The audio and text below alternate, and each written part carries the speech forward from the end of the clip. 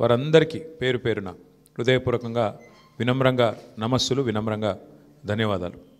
దాదాపు ప్రతి బూత్లో 407 బూత్లు ఉంటే ప్రతి బూత్లో మా జూబ్లీహిల్స్ స్థానిక నాయకత్వం చాలా అద్భుతంగా కష్టపడ్డారు.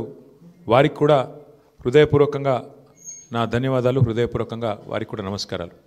శ్రీమతి మాగంటి సునీత గోపీనాథ్ గారు అభ్యర్థి కొత్తదైనప్పటికీ, వారికి ఇదివరకు రాజకీయ అనుభవం లేకపోయినప్పటికీ వారు కూడా నిజంగా చాలా కష్టపడ్డారు.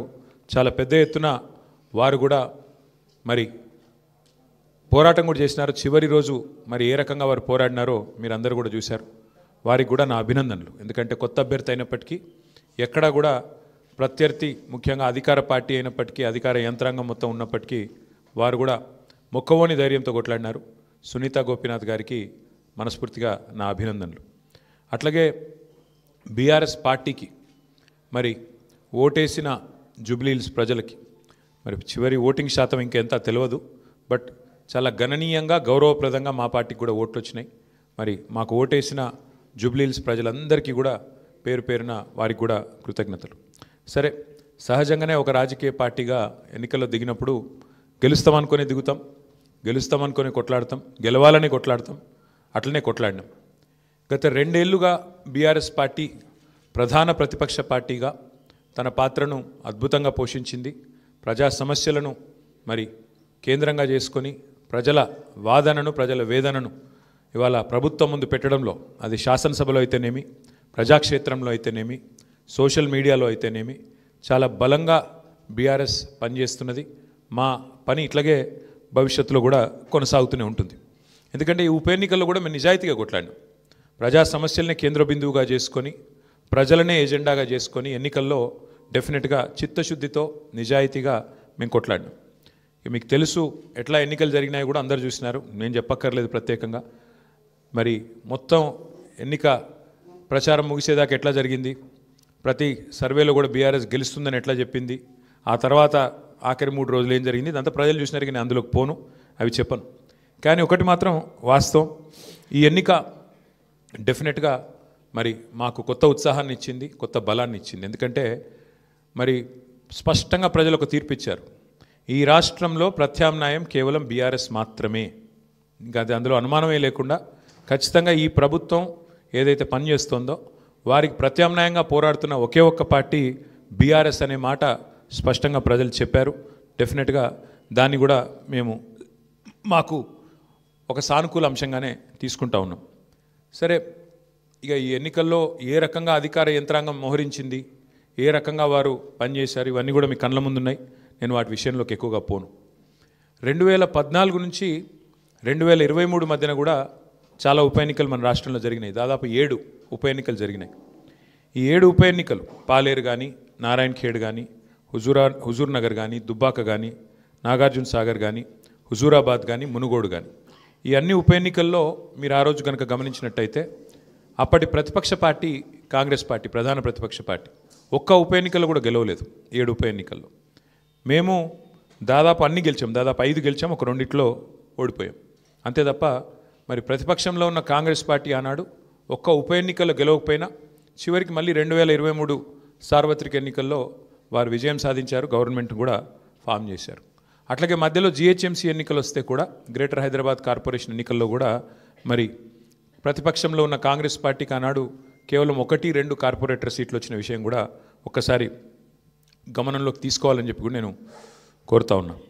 అట్లాగే ఈ ఎన్నికల్లో ముఖ్యంగా ప్రజల తరపున వాదన బలంగా వినిపించగలిగాం. ఎన్నికల ఎజెండాను ఖచ్చితంగా నిర్దిష్టంగా బలంగా ప్రతిపక్షంగా మేమే సెట్ చేయగలిగాం.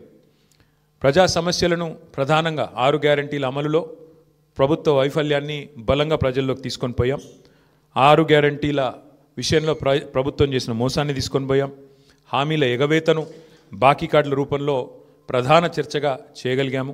ఇది బీఆర్ఎస్ సాధించిన విజయంగా మేము భావిస్తూ ఉన్నాం. అట్లాగే మేము అనవసరపు అంశాల జోలికి పోలేదు. కులము, మతము వీటి పేరు మీద డైవర్షన్ రాజకీయాలు చేయలేదు. బూతులు అస్సలు మాట్లాడలేదు. ఆఖరికి ప్రభుత్వంలో ఉన్నవాళ్ళు ఫ్రస్ట్రేట్ అయిపోయి బూతులు మాట్లాడినా మేము మాత్రం బూతులు మాట్లాడలేదు. కేవలం ప్రజా సమస్యల గురించే మాట్లాడాం. చాలా హుందాగా ఈ ఎన్నికల్లో కొట్లాడినామని చెప్పి నేను అనుకుంటా ఉన్నా. అట్లాగే జనాలకు అవసరమైన పాయింట్లు, ప్రజలకు అవసరమైన పాయింట్లను మాత్రమే చర్చకు పెట్టాం. కాంగ్రెస్, బీజేపీ ఎన్ని రకాలుగా మమ్మల్ని కవ్వించే ప్రయత్నం చేసినా సంయమనం కూడా పాటించాం.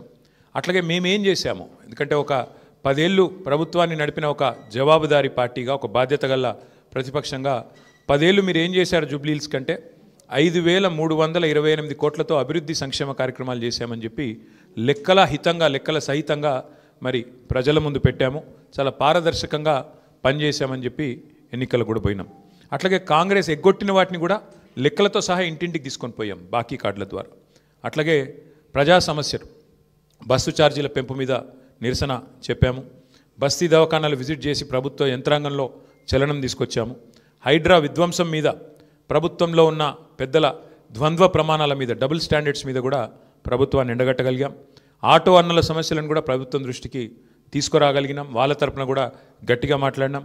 హైదరాబాద్లో రోడ్ల దుస్థితి విషయంలో కూడా ప్రభుత్వాన్ని కదిలింపజేయగలిగినాం. శాంతి భద్రతల విషయంలో కూడా మా నిరసన గట్టిగా చెప్పాం. ఈ రకంగా ప్రజా సమస్యలనే కేంద్ర బిందువుగా మా పార్టీ ఎన్నికల ప్రచారాన్ని చాలా హుందాగా నిర్వహించింది. తద్వారా ప్రభుత్వం కూడా మాట్లాడక తప్పని అనివార్యత కల్పించాం. చివరికి 2 ఏళ్లలో ఒక్కసారి కూడా మరి సమీక్ష చేయని ముఖ్యమంత్రి గారు ఆఖరి ఎలక్షన్ ముందు రోజు 6 గ్యారంటీల మీద సమీక్ష చేయక తప్పని పరిస్థితి కూడా వచ్చింది అంటే ముమ్మాటికి అది బీఆర్ఎస్ విజయమే. అట్లాగే 2 ఏళ్ళుగా మైనారిటీకి మంత్రివర్గంలో స్థానం లేదు. బీఆర్ఎస్ ఏదైతే మరి మంత్రివర్గంలో ఇట్లా మైనారిటీలకు స్థానం లేదు, ఒక ఎంపీ లేరు, ఎమ్మెల్యే లేరు, ఎమ్మెల్సీ లేరు అని గట్టిగా మాట్లాడితే చివరికి అనివార్యంగా అజారుద్దీన్ గారికి మంత్రి పదవి ఇయ్యక తప్పని అనివార్యత కల్పించింది కూడా ఖచ్చితంగా మా యొక్క ఎన్నికల ప్రచార సరళి.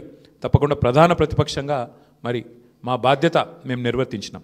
సరే, సహజంగానే ఒకటి మాత్రం ఉంది, గెలుపు ఓటములు పెద్దలు కేసీఆర్ గారు ఎప్పుడు చెప్తుంటారు, గెలవాల్సింది పార్టీలు కాదు, గెలవాల్సింది ప్రజలు అని. మేము కూడా మనస్ఫూర్తి కోరుకునేది ప్రజాస్వామ్యంలో చర్చ జరగాల్సిందే, మీడియాలో జరగాల్సిందే, బయట జరగాల్సిందే, తప్పకుండా ప్రజల్లో కూడా జరగాల్సిందే. ఈ ఎన్నిక ఎట్లా జరిగింది అనే విషయంలో కూడా చర్చ జరగాలి. ఎందుకంటే ఈరోజు కాదు, మేము 4 రోజుల ముందే చెప్పాం ఎన్ని రకాల అక్రమాలకు కాంగ్రెస్ తెరలేపిందో చెప్పాం. అభ్యర్థి యొక్క సొంత తమ్ముడికి 3 ఓట్లున్న విషయాన్ని మీ ముందు పెట్టాం, ఆధారాలతో సహా మేము స్పష్టంగా మీ ముందు బయట పెట్టాం. ఎన్నికల కమిషన్ అడిగాం, కోర్టుకు పోయాం.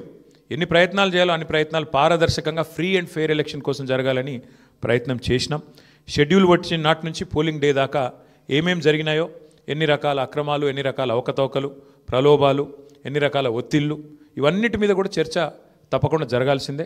ఏదేమైనప్పటికీ సరే, అల్టిమేట్గా ప్రజాస్వామ్యంలో ప్రజా తీర్పు శిరోధార్యం.